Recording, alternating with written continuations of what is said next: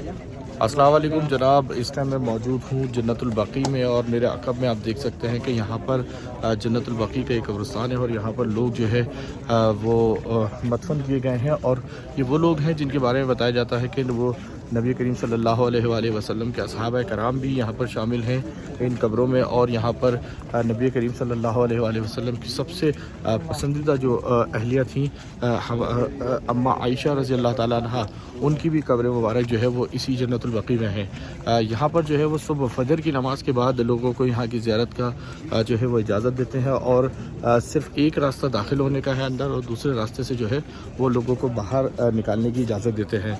आप देख सकते हैं कि कब्रों का साइज़ यहाँ पर क्या है और किस तरह जो है वो कब्रें यहाँ पर मेंटेन की गई हैं। सिर्फ 1 से 1.5 बालिश की जो है वो कब्र की ऊंचाई है। कब्र के ऊपर एक पत्थर का खुतबा लगा हुआ है, इसके अलावा किसी किस्म का कोई खुतबा नहीं है, किसी किस्म का कोई यहाँ पर जो है वो मज़ार नहीं बनाया गया।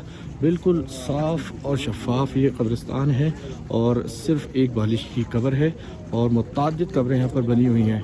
यहाँ पर कहा जाता है कि जन्नतुल बकी में उन लोगों को भी जो है वो मदफन किया जाता है जो मदीनतुल मुनव्वरा में जो है वो इंतकाल फरमाते हैं या गिरदनवाह या करीबी जो लोग होते हैं वो लोग जो यहाँ पर करीब जवार में रहते हैं उनको भी जो है वो इजाज़त दी जाती है। बड़ी तादाद में लोग देख सकते हैं कि यहाँ पर लोग बड़ी तादाद में आ रहे हैं और ज़ियारतें कर रहे हैं। और ये देखें, ये देखें, तो हमारे लिए सीखने का और समझने का मरहला है कि हमें अपने कब्रिस्तानों को कैसा रखना चाहिए और कब्रिस्तानों को जो है वो सजदागाह नहीं बनाना चाहिए, बल्कि यहाँ पर नबी करीम सल्लल्लाहु अलैहि वसल्लम की हदीसें हैं कि यहाँ पर आओ तो अपनी कब्र को याद करो, अपनी आखिरत को याद करो और इससे इबरत लो कि हमें और आपको सबको एक दिन कब्रिस्तान के अंदर जाना है।